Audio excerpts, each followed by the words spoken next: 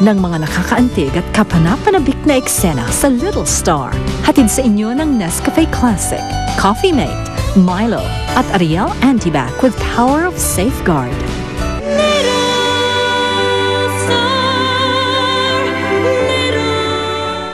Ang sakit-sakit para sa isang ina na marinig ang ganyang malisyosong balita tungkol sa kanyang anak.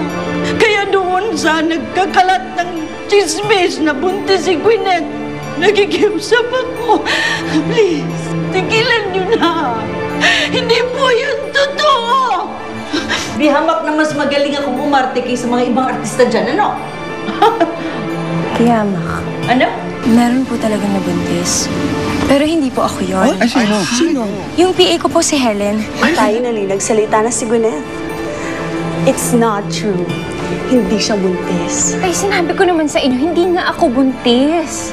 Ano yung sinasabi nung Gwyneth na yun na buntis ka? Pagdating ko galing ng Amerika, maintindihan nyo rin kung bakit ko ginagawa to. Maintindihan nyo rin lahat kung bakit nangyayari to.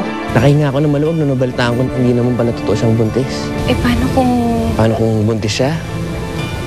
Ewan ko, hindi ko alam kung matatanggap ko kung akin. Ayoko naman maging biktima niya. Siya pala tong buntis hindi si Gwyneth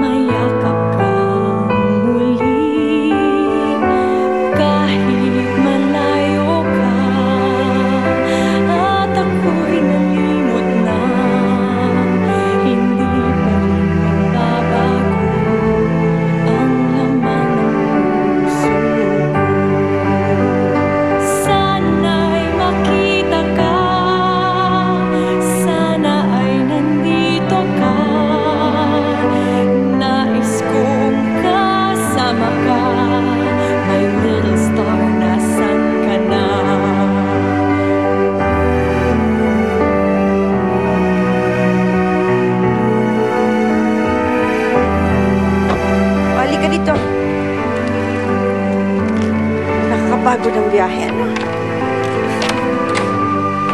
Ay, home sweet home! I'm sorry, but it's too late for an abortion now. It's just too risky. It can't be done. Why don't you try first? I'm sorry, it's just, she's too far along and it's too risky. I'm sorry, there's nothing I can do. Why don't you just cut it inside and get it piece by piece outside? Just pull. I'm sorry, I can't do that. It's too late. Thank you. I'm sorry. Thank you I'm for sorry. coming. You're welcome.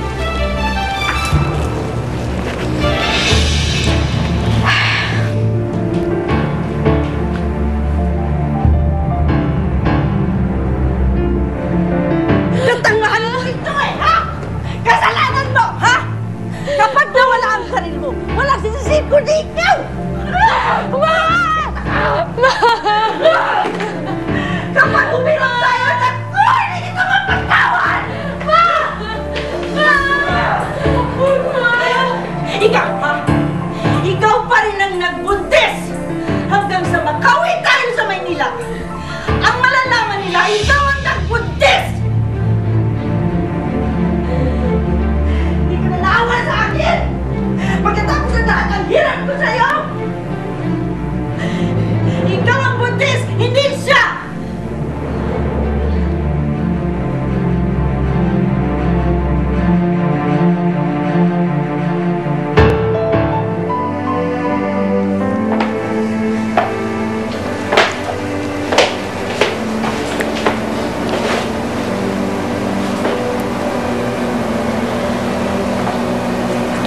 Gwyneth?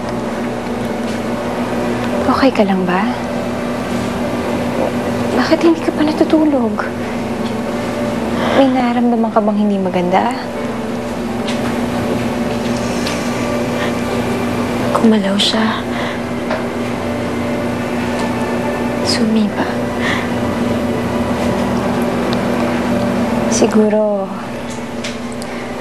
Siguro nagpapasalamat siya sa'yo. Dahil binuhay mo siya.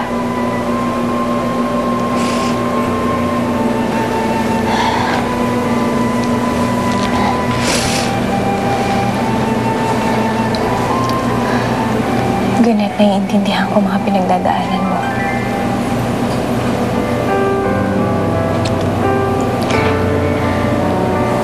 Maging matatag ka lang.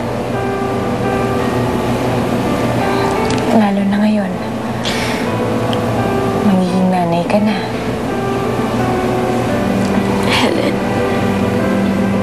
salamat ha. Mabuti na lang nandito ka. At least ngayon, hindi ko nararamdaman na mag-isa ako.